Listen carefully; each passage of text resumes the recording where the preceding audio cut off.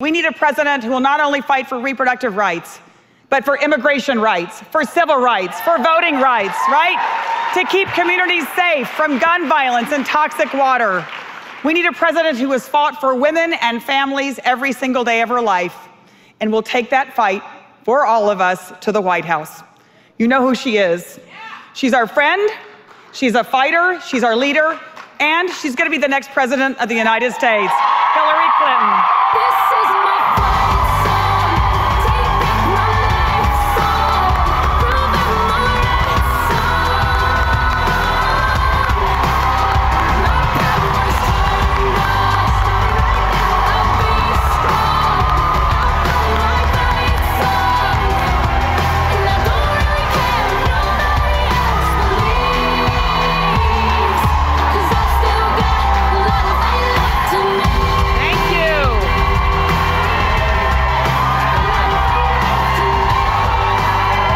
Hello.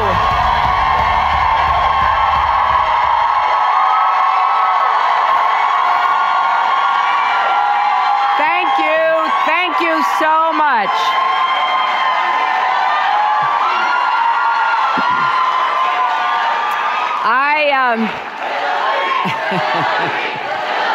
Thank you.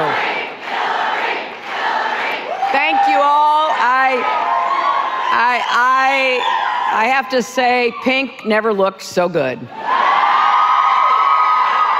I want to thank my friend and your courageous leader, Cecile Richards. You know, Cecile really is the definition of grace under pressure. She has proven that time and time again over the course of her career, and particularly over the last few years.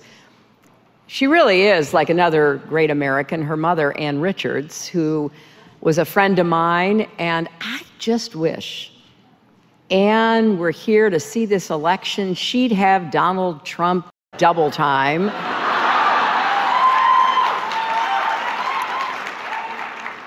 We reached a milestone together this week, thanks to you and people all over our country. For the first time, a woman will be a major party's nominee for President of the United States.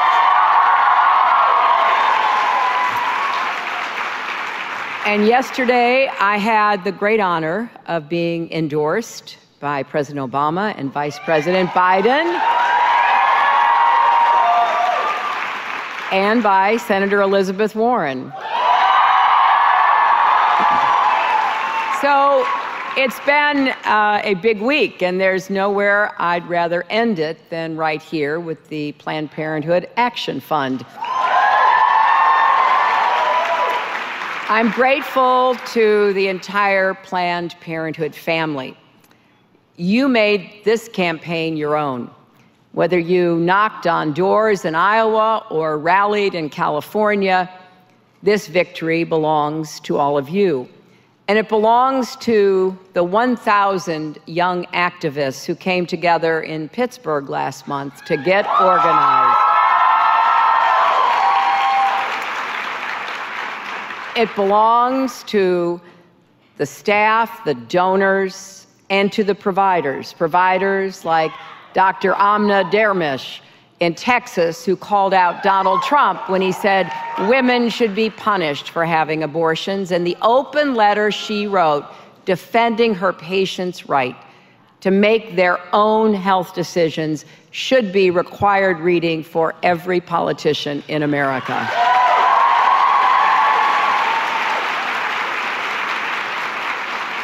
And I am deeply conscious of the reality that this victory belongs to generations of brave women and men who fought for the radical idea that women should determine our own lives and futures.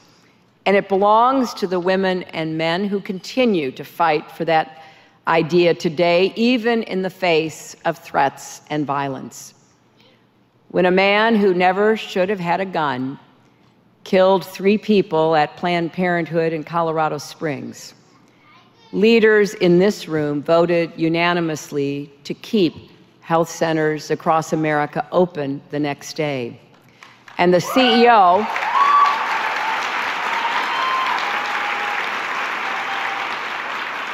The CEO of Planned Parenthood Rocky Mountains made a promise to patients in Colorado and beyond when she said, "Our doors and our hearts stay open." That is really what Planned Parenthood is all about. So today, I want to start by saying something you don't hear often enough. Thank you.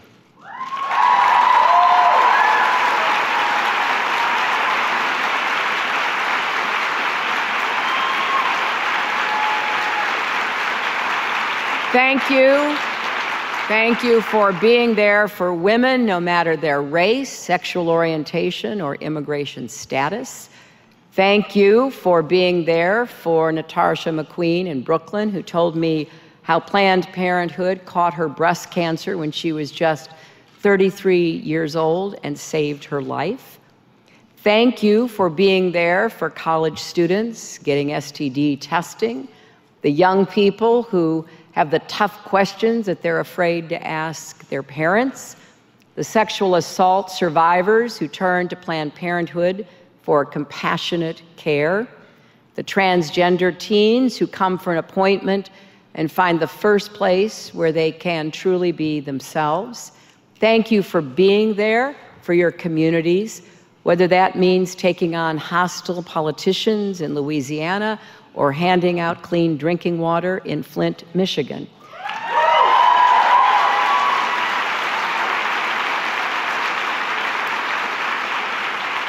And thank you for being there for every woman in every state who has to miss work, drive hundreds of miles sometimes, endure cruel, medically unnecessary waiting periods, walk past angry protesters to exercise her constitutional right to safe and legal abortion.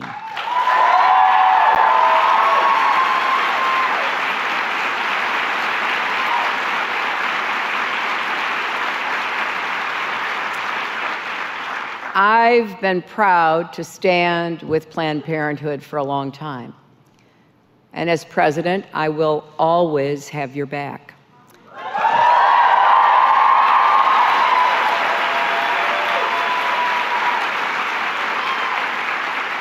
Because I know that for a century, Planned Parenthood has worked to make sure that women, men, young people who count on you can lead their best lives, healthy, safe, and free to follow their dreams. Just think, when Planned Parenthood was founded, women couldn't vote or serve on juries in most states. It was illegal even to provide information about birth control, let alone prescribe it.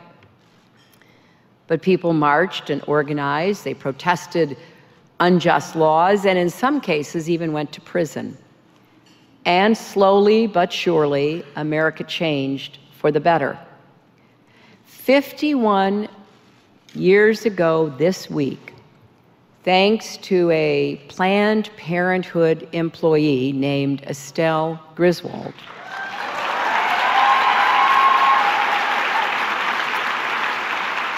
the Supreme Court legalized birth control for married couples across America. When I used to teach law, and I would point to this case, a look of total bewilderment would come across my students' faces. And not long after that, Roe v. Wade guaranteed the right to safe, legal abortion, so young women were no longer dying in emergency rooms and back alleys from botched, illegal abortions. And this is a fact that is not often heard, but I hope you will repeat it. America's maternal mortality rate dropped dramatically. And it turns out, being able to plan their families not only saved women's lives, it also transformed them, because it meant that women were able to get educations, build careers, enter new fields, and rise as far as their talent and hard work would take them, all the opportunities that follow when women are able to stay healthy and choose whether and when to become mothers.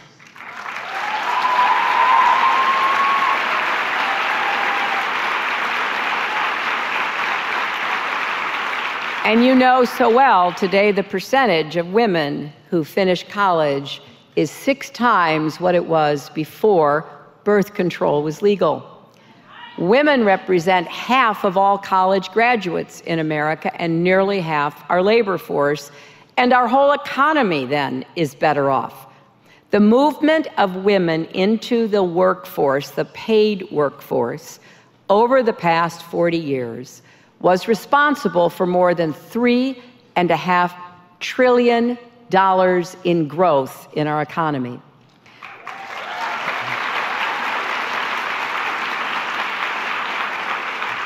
And here's another fact that doesn't get enough attention. Unintended pregnancy, teen pregnancy, and abortion rates are at all-time record lows.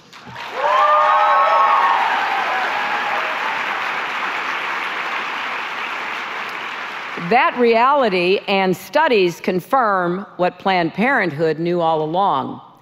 Accurate sex education and effective, affordable contraception work. And you know, it wasn't so long ago that Republicans and Democrats actually stood together on these issues.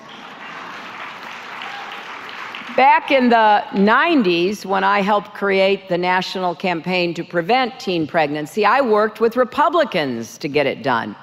Now, things feel quite different now, don't they? Instead of working to continue the progress we've made, Republicans, led now by Donald Trump,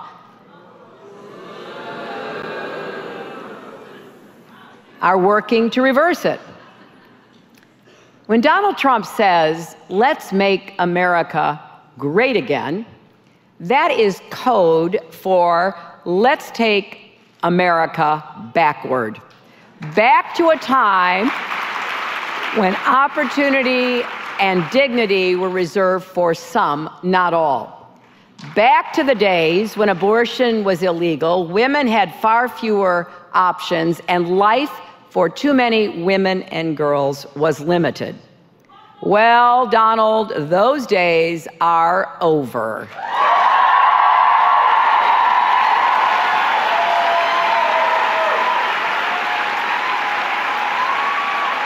We are not going to let Donald Trump or anyone else turn back the clock. And that means we've got to get to work. Because as you know better than anyone, right now, across the country, rights that women should be able to take for granted are under attack. Any day now, the Supreme Court will rule on the Texas law that imposes burdensome and medically unnecessary requirements on abortion providers.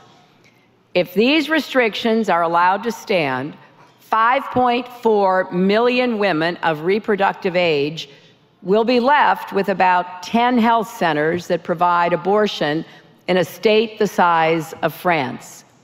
It is the biggest challenge to Roe v. Wade in a generation. It's also yet another reminder of what's at stake on the Supreme Court. President Obama has done his job and nominated Merrick Garland to be the 9th Justice. It's time for the Senate Republicans to do their job.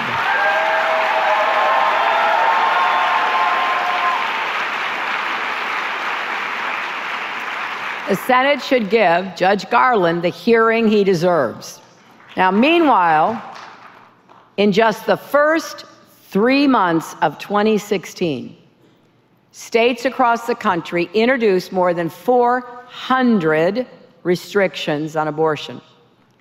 11 states have defunded Planned Parenthood in the last year, cutting some women off from their only health care provider. And of course, on a national level, Republicans in Congress have been willing to shut down the entire federal government over Planned Parenthood funding. Have you ever noticed that the same politicians who are against sex education, birth control, and safe and legal abortion are also against policies that would make it easier to raise a child, like paid family leave?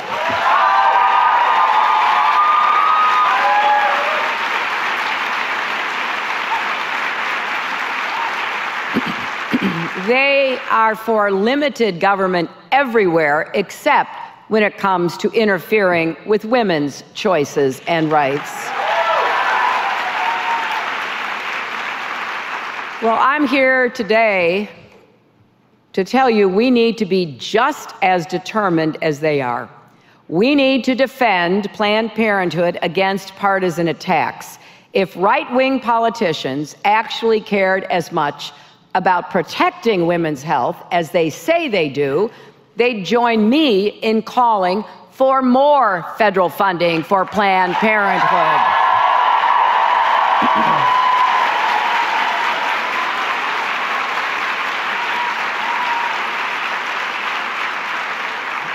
We also need to fight back against the erosion of reproductive rights at the federal, state, and local levels, ensure that patients and staff can safely walk into health centers without harassment or violence. We need to stand up for access to affordable contraception without interference from politicians or employers. And let's invest in long-acting reversible contraceptives so every woman can choose the method that is best for her.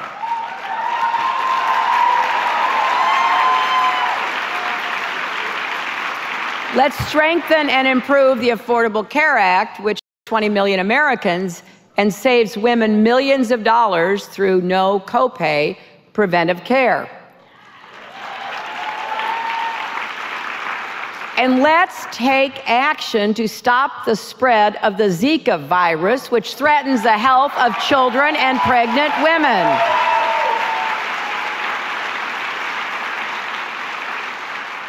Let's repeal laws like the Hyde Amendment that make it nearly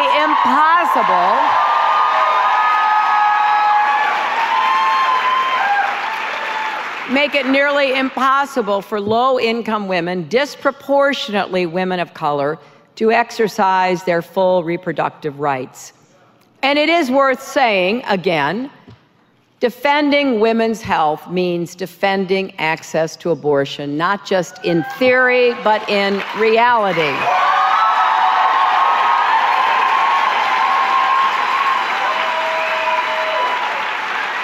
We know that restricting access doesn't make women less likely to end a pregnancy. It just makes abortion less safe. And that then threatens women's lives. For too long, issues like these have been dismissed by many as women's issues, as though that somehow makes them less worthy, secondary. Well, yes, these are women's issues. They're also family issues. They're economic issues. They're justice issues. They're fundamental to our country and our future.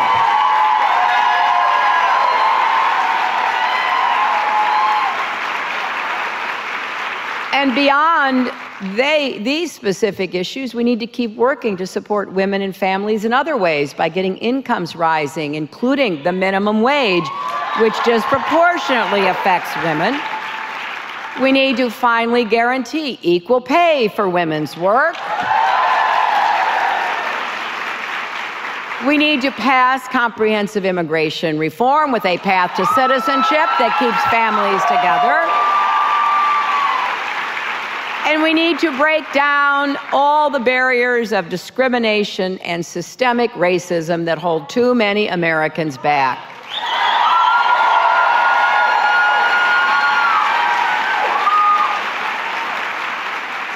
And we need to come together to stop the epidemic of gun violence that is stalking our country.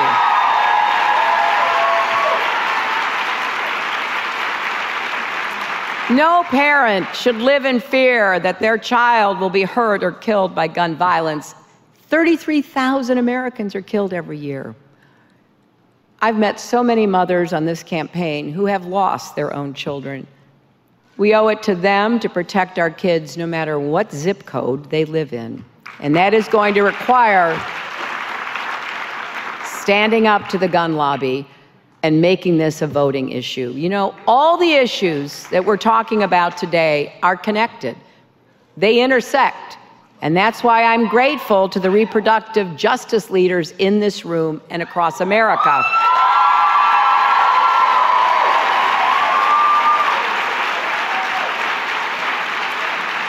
Because you know that all these issues go straight to that fundamental question: whether we believe women and families of all races and backgrounds and income levels deserve an equal shot in life. Now, that's what I believe, and you won't be surprised to hear Donald Trump believes something very different. He actually thinks guaranteeing paid family leave would leave America less competitive. He says if women want equal pay, we should just, and this is a quote, do as good a job as men, as if we weren't already. He wants to appoint justices who would overturn Roe v. Wade. He, of course, wants to defund Planned Parenthood. And he wants to go after so many of the fundamental rights we have, including safe and legal abortions. And he actually said women should be punished for having abortions. Now, once he said that, there was an outcry, as there should have been. And he tried to walk back his comments. He's doing that a lot lately. But anyone who would so casually agree to the idea of punishing women like it was nothing to him, the most obvious thing in the world, that's someone who doesn't hold women in high regard. Because if he did, he would trust women to make the right decisions for ourselves.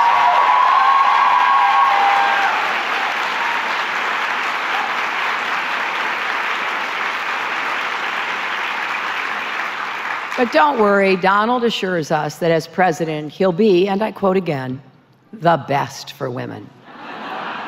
Anyone who wants to defund Planned Parenthood and wipe out safe, legal abortion has no idea what's best for women. And after all, this is a man who has called women pigs, dogs, and disgusting animals. Kind of hard to imagine counting on him to respect our fundamental rights. When he says pregnant women are an inconvenience to their employer, what does that say about how he values women, our work, our contributions? We're in the middle of a concerted, persistent assault on women's health across our country. And we have to ask ourselves, and you have to ask everyone you come in contact with, do we want to put our health, our lives, our futures in Donald Trump's hands? Now, these questions are not hypothetical. Every woman and everyone who cares about women will answer them when they vote in November. Now, when I talk like this, Donald Trump likes to say, I'm playing the woman card. And I like to say, if fighting for equal pay, Planned Parenthood, and the ability to make our own health decisions is playing the woman card, then deal me in.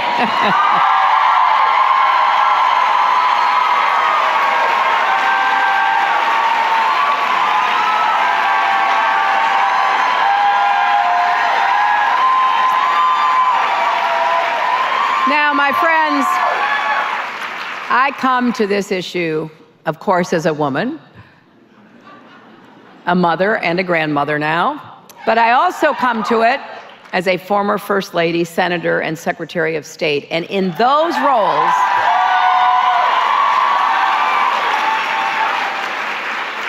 In those roles, I traveled to parts of the world where girls are married off as soon as they are old enough to bear children, places where the denial of family planning consigns women to lives of hardship.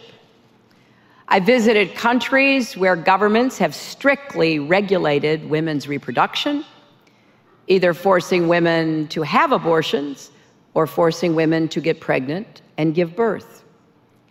Everything I have seen has convinced me that life is freer, fairer, healthier, safer, and far more humane when women are empowered to make their own reproductive health decisions.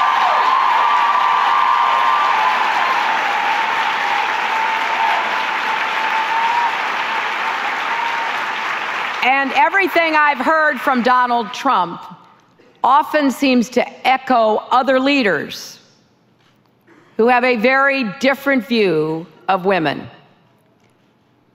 The late, great Maya Angelou said, "When someone shows you who they are, believe them the first time."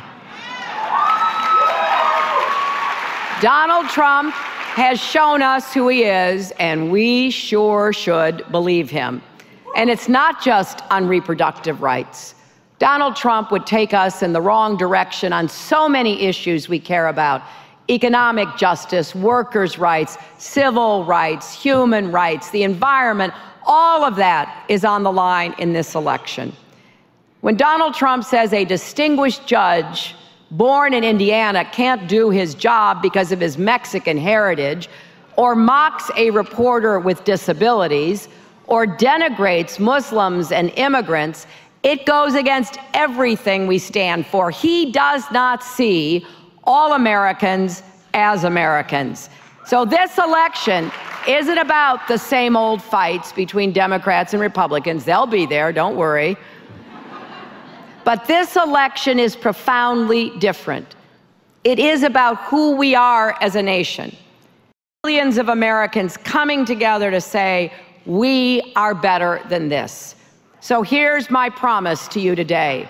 I will be your partner in this election and over the long haul. Together, we're taking on the attacks, and together we will come out stronger, just like Planned Parenthood has time and again.